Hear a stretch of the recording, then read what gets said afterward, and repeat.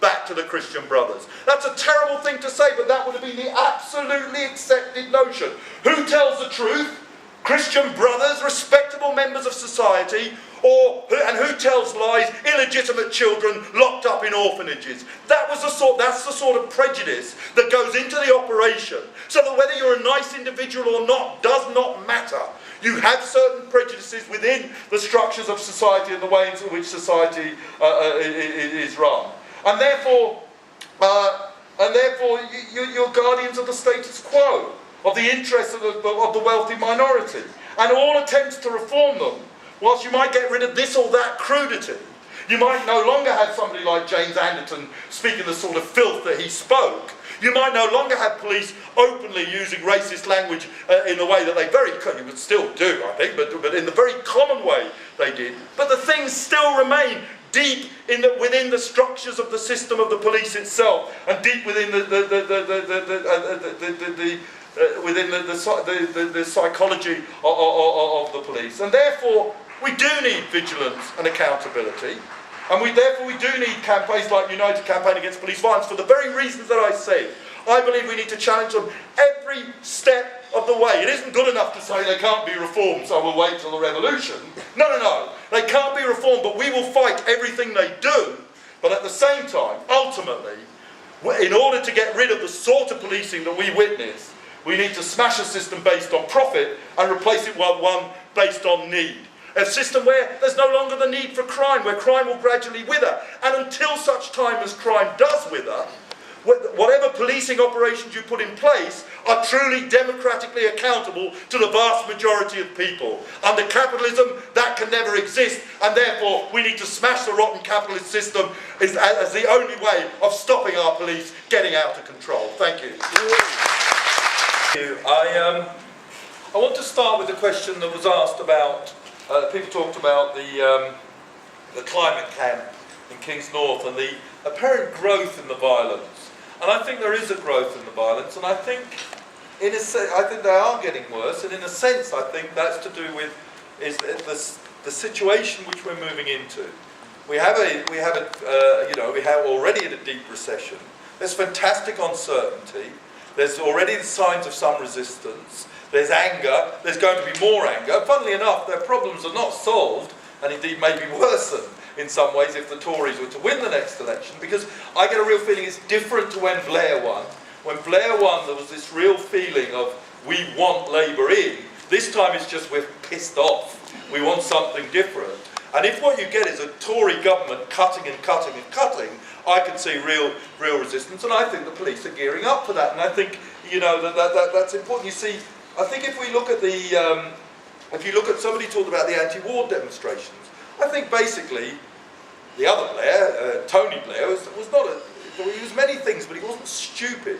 He understood that he hadn't taken the majority of the population with him. His war was deeply unpopular. The demonstrations against it were huge. If those demonstrations ended in pitched battles, then actually that could have caused much greater difficulties in the long run for him, and therefore the orders to the police was low-level policing. I mean, you go on those demos and they'd sort of give you a nod and a wink, but they were sympathetic. Yeah, a bit silly this war, isn't it? And so on and so forth. But you know that the next time round, if the circumstances are right, the same guy that's sort of giving you the nod and the wink will give you the truncheon in the face. You just know that that's to be the case. And so I do think there's a growth of it. I do think they're gearing up for things. I do think somebody who said these things come in cycles, I think it's true. It's to do with the state of the economy, to do with the state of resistance, to do with how isolated the resistance is, or how general the resistance is. It's to do with all sorts of different factors, and I think it's important. Now, you see, the question that you asked, I think it's important that I said, is the problem individuals? And I said, no, primarily the problem isn't individuals. It's not whether this individual is nice or not. That's not the primary problem. However, the force is made up of individuals, the vast majority of whom, or in fact nearly all of whom, will behave incredibly badly in the right circumstances, pick on our side, and so on and so forth. When I was in Portsmouth, probably, I was going to say not much older than you, probably a couple of years older than you, I was in the Portsmouth International Socialists, which was the forerunners of the Socialist Workers' Party. We had a young guy who was almost a member. And one night he suddenly said to me, I'm going away. And I said, where are you going? I'm going to join the Met. And I was like, why are you going to join the fucking Met? You know, you've been coming to our meetings, you've been making rousing socialist speeches. And he gave me an answer that I knew wasn't true. He said, I want to get in the drug squad so I can get my hands on the drugs, you know. And I thought, no, you don't. I mean, you know, that's not why you're going. But he said, you know, I'd still feel the same about strikes and picket lines. Now, I had this really weird experience. I was arrested at Grumwick's. And I was thrown into this police station, surrounded by left-wingers, trade unionists, and you know, lots of them knew me, hello Pat, and I knew lots of them. All of a sudden, this guy goes, hi, it's Pat Stack, and it was a cop. You can imagine how everybody else in the place looked at me. How the hell does he know the cop? It was this guy. He'd arrested 4 people, but not only had he arrested 4 people on a picket line, with whom, before he left, he'd completely sympathised with. There was a gay pride march coming up the next week, and there were all these sort of, oh, we'll all have to watch our asses and all this sort of shit. He joined in this crap. In other words, whatever he was when he went in there, what he became was part of what the police are. He shared all their prejudices. He was cut off from the rest of us. He no longer mixed with us. He didn't come down and see us. He couldn't, you know, he couldn't possibly, it would damage his career and all sorts of other things. He became them.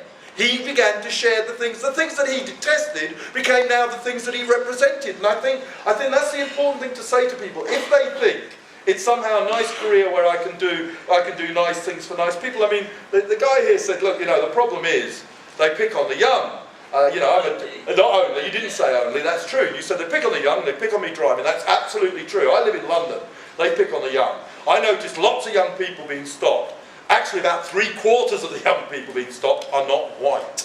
Yeah. And yet they're still picking on lots of young white drivers, which tells you that the problem, I mean, in a sense, you know, you look at it and you say, actually, you know, I'm reminded of, you know, if you think you're joining the police to help people, these are the people that you really will not, you know, they shouldn't even bother asking for help because you're not going to help them.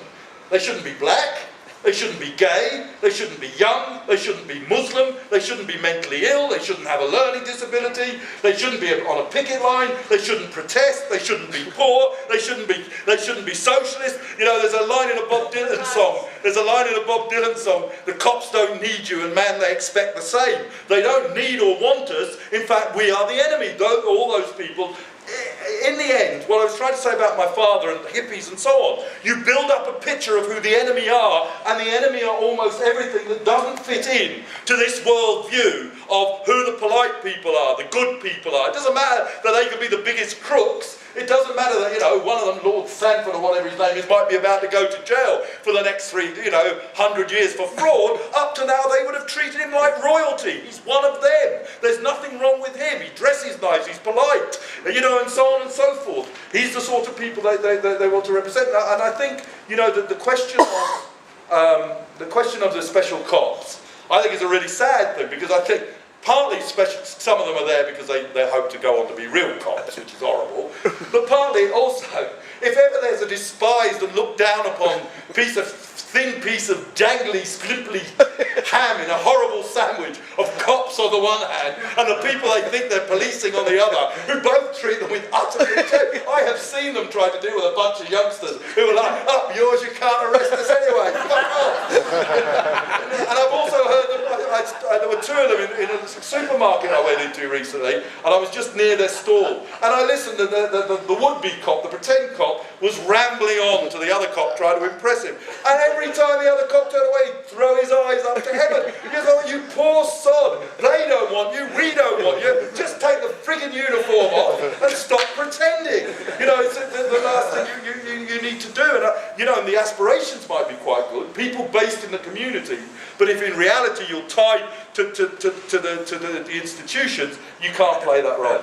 The last couple of points, you see, I know it's, you know, somebody said we're now going around with t-shirts that say I'm a photographer, not a terrorist. Actually, my experience of the police is you'd probably do better if you went around with a t-shirt and said, I'm a terrorist, not a photographer. Oh, that's all right, he's a terrorist, we'll just let. Where's the friggin' photographer? I mean, I'm always reminded I'm always reminded, I once for Socialist Review covered a Sinn Féin conference at the height of when the Troubles were still going on.